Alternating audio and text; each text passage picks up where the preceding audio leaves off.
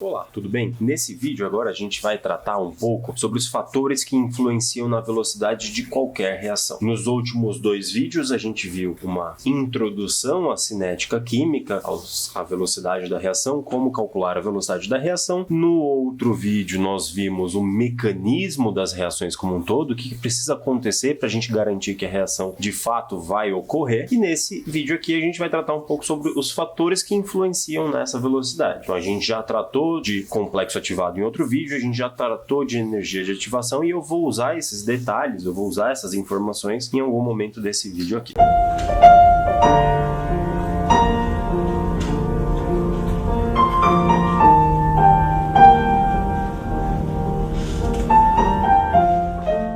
Então vamos entender quais são esses fatores e o que eles fazem de fato para influenciar na reação. Lembra que a gente falou que para a reação acontecer o choque precisa ser efetivo, que é a mesma coisa de dizer que ele precisa ser um choque frontal e energético ao mesmo tempo. E cada um desses fatores vai tratar um pouco sobre uma dessas coisas, ou o choque efetivo, ou o choque frontal, ou o choque energético, ou o complexo ativado, energia de ativação e assim por diante. Então o primeiro fator que a gente vai analisar aqui agora, o fator que influencia, é a pressão. E aqui vale ressaltar que se a gente está falando de pressão, é importante que a gente olhe primeiro, ou de uma maneira geral, vamos olhar aqui para moléculas gasosas, para gases. Então no último vídeo da gente, a gente tratou de H2 e de Cl2 virando HCl, todos eles gases, então esse exemplo vale muito bem para a reação que a gente usou no vídeo anterior. Então vamos continuar aqui. Pressão dos gases, ela pode ser alterada de algumas maneiras. Como que a pressão influencia na velocidade? Bom, vou usar de exemplo um recipiente qualquer aqui. Esse recipiente, vou colocar um êmbolo móvel, tudo bem? Para a gente conseguir trabalhar com ele. E dentro desse recipiente eu vou ter dois tipos de molécula.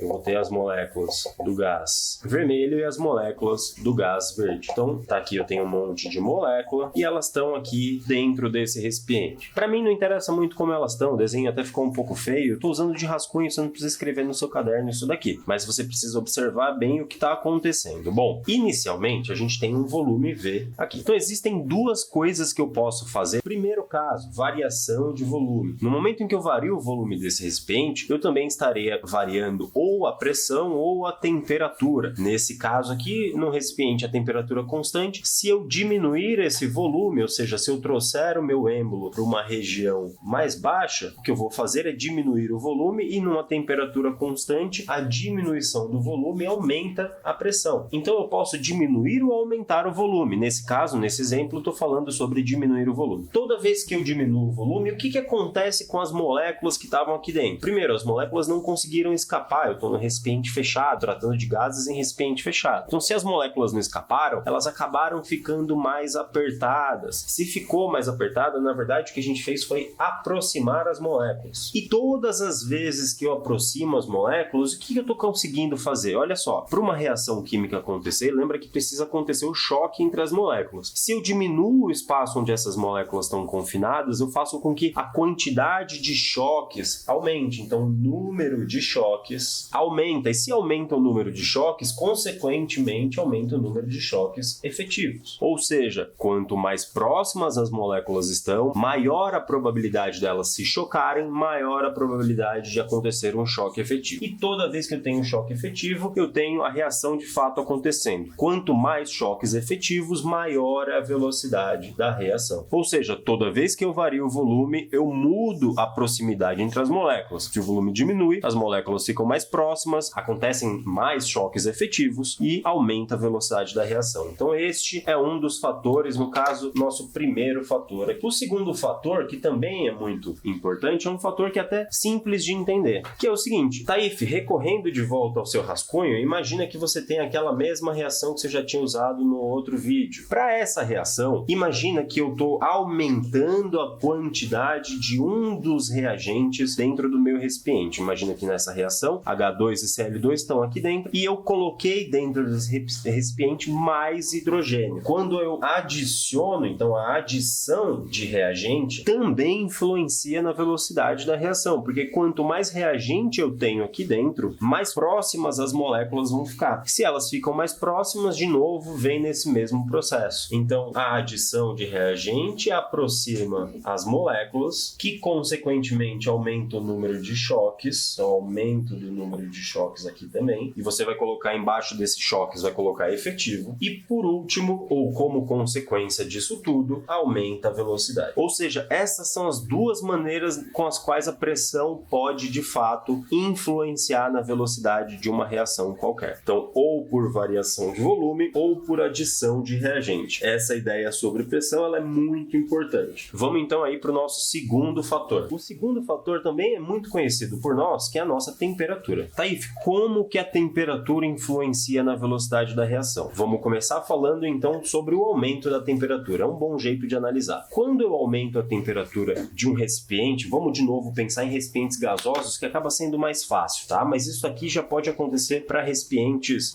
com soluções aquosas, não precisa ser necessariamente gasoso. Mas o que acontece quando eu aumento a temperatura de um recipiente? Eu aumento, na verdade, a energia cinética das moléculas. Quando eu aumento a energia cinética das moléculas, elas se mexem mais rápido dentro do recipiente porque elas absorveram mais energia. Como elas se mexem mais rápido, a chance delas se chocarem com uma outra molécula próxima aumenta, ou a quantidade de choques acaba aumentando porque eu tenho uma molécula mais rápida. Ela se choca aqui, depois ela vai rapidinho, se choca com outra, vai rapidinho, se choca com outra, e isso acontece cada vez mais rápido quanto maior for a temperatura. Então, o aumento da energia cinética também aumenta o número de choques efetivos, que por sua vez, todas as vezes que eu aumento o número de choques efetivos, eu aumento por consequência a velocidade da reação. Ou seja, o que eu estou querendo é que você crie um padrão de análise toda vez que a gente falar de fatores que influenciam. Então, a gente vai olhar para qual é o fator e entender como que ele aumenta ou diminui o número de choques efetivos, porque esse é o grande segredo. Então, para o caso específico da temperatura, aumentei a temperatura, aumentei a energia cinética, as moléculas se chocam mais, consequentemente mais choques efetivos, aumentando então a velocidade da reação. Não precisa nem exemplificar muito aqui, né? É um exemplo clássico aí de temperatura. O nosso próximo fator que influencia na velocidade é a superfície de contato. Como que a superfície de contato influencia então na velocidade da nossa reação? Então imagina que você na sua casa tem uma certa pastilha, aquelas pastilhas de antiácido. Como que é aquela pastilha de antiácido? É uma pastilhinha que você joga dentro da água e ela fica efervescente, né? Ela borbulha lá e você ingere aquilo depois, normalmente quando você tá com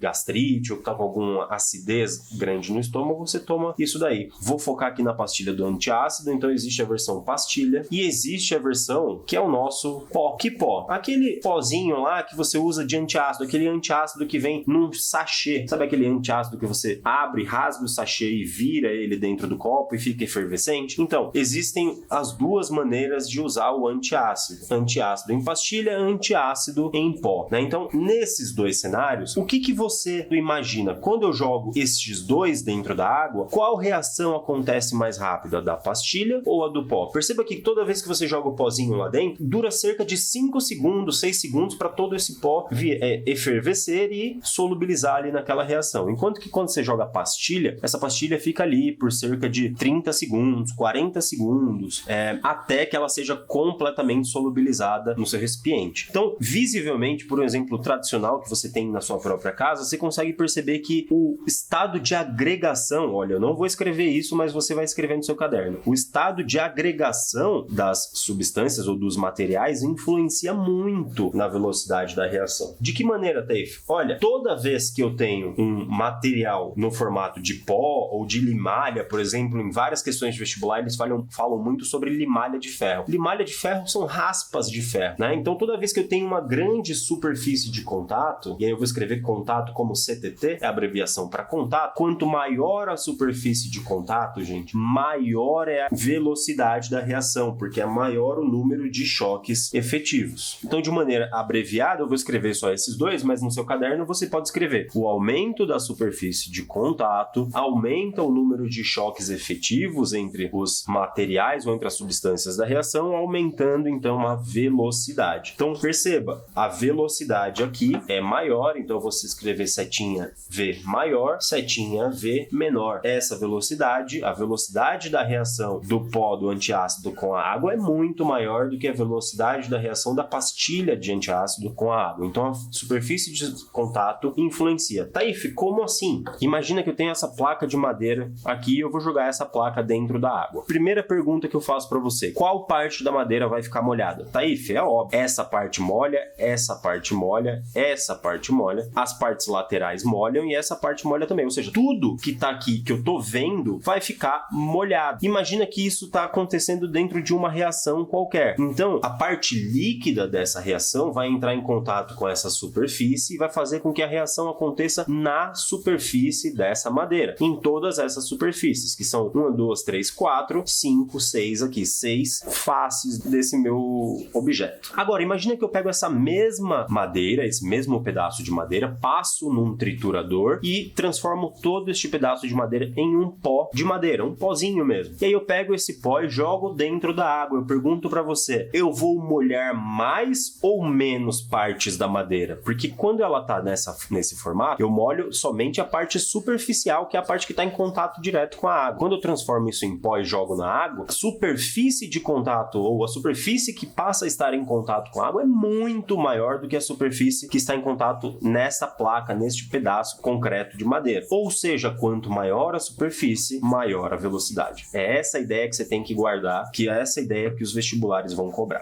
E o último fator que a gente vai tratar aqui que influencia na velocidade é o catalisador. Catalisador é uma das coisas mais importantes dessa parte de cinética química. As questões de vestibular adoram falar sobre catalisadores e como que eles influenciam na reação como um todo. Então, o catalisador, ele é uma substância colocada na reação com o objetivo de aumentar a velocidade da reação. Então, primeira coisa que a gente precisa falar aqui é que o catalisador, ele aumenta a velocidade da reação. Só que existem alguns cuidados que a gente precisa ter quando a gente fala de catalisador. O catalisador, primeira coisa, ele é uma substância que, quando a gente coloca na reação, ele vai entrar, ele vai atuar na reação, mas ele não vai ser consumido ao final do processo. Então, o combinado que a gente tem que fazer aqui é um combinado para você não esquecer mais que o catalisador, ele participa da reação, mas não é consumido ao final do processo. Isso aqui é um pouco estranho para algumas pessoas. As pessoas, às vezes, elas aprendem de um jeito um tanto quanto errado, que o catalisador, ele não participa da reação, mas na verdade o catalisador, ele participa sim da reação. Ele não tem como influenciar na reação se ele não participar dela. Ele tem que participar da reação. Só que o que acontece é que ele vai ser colocado numa certa quantidade e toda esta quantidade que foi colocada no início vai ser devolvida ao final do processo. Então ele participa, mas ele não é consumido. Essa é a grande sacada acerca do catalisador. E além disso, se ele influencia na velocidade da reação, a gente tem que entender como que ele influencia nessa tal velocidade. Já separar a lousa aqui pra gente. O catalisador, ele participa de um jeito muito específico na nossa reação química. Ele diminui a energia de ativação. Como ele diminui a energia de ativação? Se você assistiu o nosso último vídeo aí sobre mecanismos da reação e energia de ativação, você vai perceber que eu falei que a energia de ativação é o morrinho que a reação precisa conseguir vencer para acontecer. Quando eu diminuo o tamanho desse morrinho, na verdade eu estou facilitando com que a reação aconteça, portanto aumentando a velocidade da reação. Diminui a energia de ativação e, portanto, aumenta a velocidade da reação. Tudo bem? Ou seja, a grande sacada do catalisador é que ele diminui a energia de ativação. Na verdade, as duas grandes sacadas são essas. Diminui a energia de ativação e participa, mas não é consumido. Eu já vou mostrar exatamente tudo isso num gráfico aqui do lado. Eu só quero trazer para vocês um exemplo clássico que a gente tem. Imagina a seguinte reação. 2SO2 mais O2, dando 2SO3. É uma reação que já está balanceada e essa reação é uma reação que, de um modo geral, é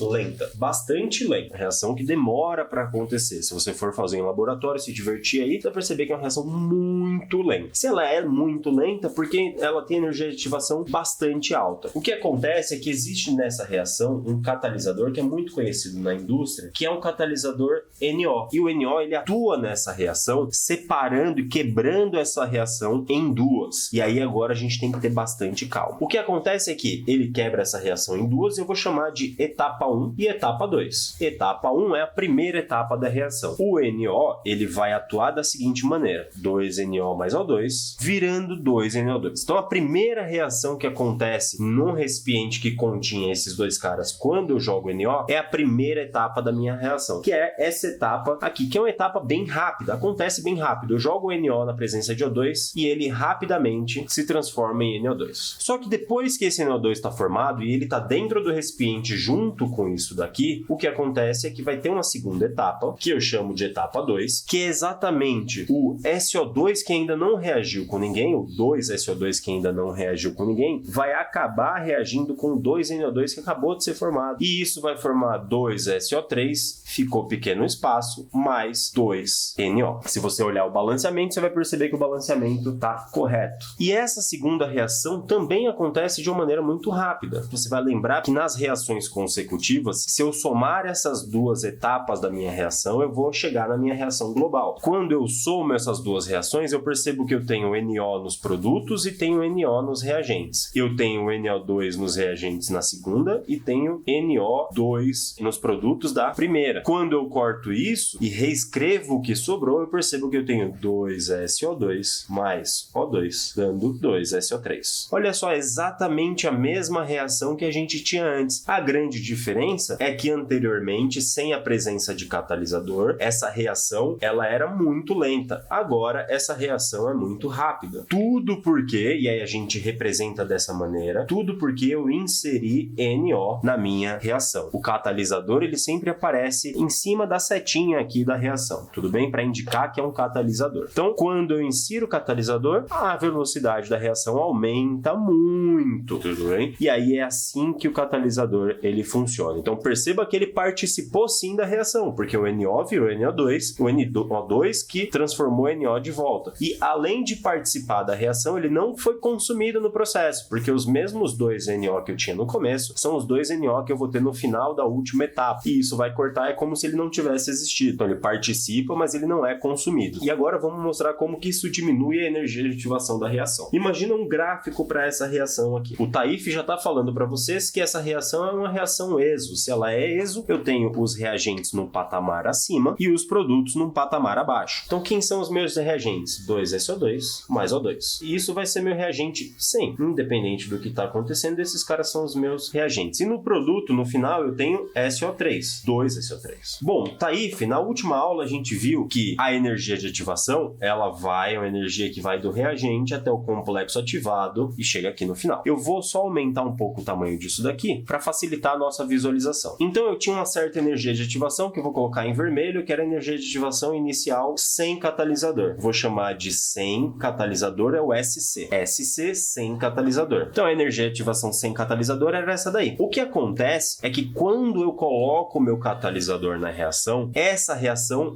deixa de ter somente uma etapa e passa a apresentar duas etapas. E cada etapa dessa funciona como se fosse uma nova reação. Então a reação ela se inicia, ela tem uma certa energia de ativação que é menor. Por que ela é menor? Porque ela é mais rápida. Como ela é mais rápida, ela tem uma energia de ativação menor. E aí ela acontece até um certo patamar, depois vem a segunda etapa, acontece de novo uma segunda etapa que também é rápida, portanto energia de ativação pequena, e isso prossegue até o final. Perceba então que eu tenho uma nova situação, uma reação com duas etapas. Então, informação importantíssima daqui para frente. Toda vez que eu quero representar mais de uma etapa na reação, se eu for representar as energias de ativação, eu tenho que fazer as reações consecutivas dessa maneira, tudo bem? Então, existem duas energias de ativação e ambas são menores do que a energia de ativação inicial. E eu posso dizer que a energia de ativação da global, ela engloba o patamar mais alto e mais baixo aqui. Então, a nova energia de ativação, ela parte aqui do meu patamar do reagente e vai até a altura nova que eu encontrei, que é essa altura aqui. Ou seja, perceba que a energia de ativação com catalisador é menor. A energia de ativação com catalisador é bem menor do que a energia de ativação sem o catalisador. E esse é o grande segredo desse tipo de reação, né? Então, no caminho da reação aqui, CR, eu tenho que a reação ela acontece em preto sem catalisador ou em azul com catalisador em duas etapas, só que a global dessa nova reação tem uma energia de ativação menor. E é assim que o catalisador influencia na energia de ativação. Ele diminui a energia de ativação global, portanto, aumentando a velocidade. Isso é um conceito extremamente importante que cai bastante no vestibular. Você precisa entender e saber muito bem qual é a função do catalisador e cuidado para não confundir os conceitos. Esses dois estão corretos e são muito importantes. Se você entendeu isso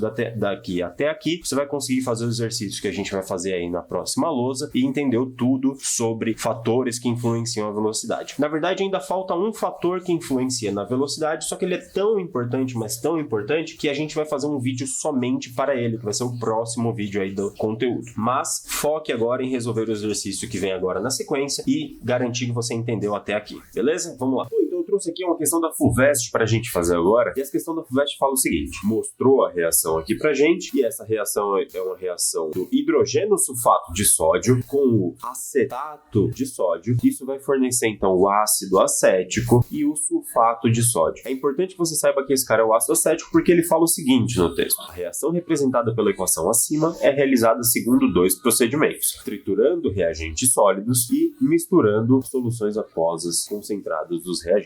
Utilizando a mesma quantidade de hidrogênio sulfato de sódio e mesma quantidade de acetato de sódio nesses procedimentos, a mesma temperatura, a formação do ácido acético, e aí ele dá as alternativas aqui pra gente. Então, ó, muita calma nessa hora. Primeiro, vamos identificar do que essa questão tá falando. É uma questão que te deu dois procedimentos diferentes, e esses procedimentos, eles são: triturar os reagentes sólidos e botar os reagentes para reagir de maneira sólida ou no estado sólido, e o segundo procedimento é misturar soluções aquosas concentradas dos reagentes, ou seja, ele está misturando soluções aquosas. E ele quer saber qual reação acaba sendo mais rápida de acordo com o estado físico aí dos seus componentes, dos seus reagentes. Visivelmente é uma questão que fala um pouco aí, lembra muito de superfície de contato. Então a gente tem que lembrar disso na hora de resolver essa questão. Então vamos pensar. No primeiro caso, a gente tem sólido. Toda vez que a gente fala de sólido, a gente tem que pensar que eles têm pouca mobilidade. Por que tem pouca mobilidade? Eles estão no estado sólido. Por mais que eles estejam triturados e a superfície de contato seja grande, eles estão no estado sólido. Eles não vão se mover. Imagina que eu tenho aqui um morrinho do meu sal no estado sólido. Eu tenho um sal aqui na estrutura e tenho outro sal aqui dentro também. Os dois sais estão misturados aqui nesse triturado que ele colocou. O problema é que eles, mesmo que eles estejam triturados, a molécula que está nessa região aqui, ela só vai conseguir reagir com a molécula imediatamente do lado. Ela só vai conseguir ter choques efetivos com a molécula que está em contato direto com ela, porque está no estado sólido, tem pouca mobilidade. Se a gente for olhar um recipiente de misturas de soluções aquosas, aí a situação muda bastante, porque para misturas ou para soluções aquosas, nós temos uma mobilidade muito maior, então uma maior mobilidade. E o que a gente percebe que influencia diretamente na velocidade da reação é a mobilidade das moléculas. Quanto mais essas moléculas conseguem se mover, maior a quantidade de choques e maior a possibilidade de um choque ser de fato efetivo. Portanto,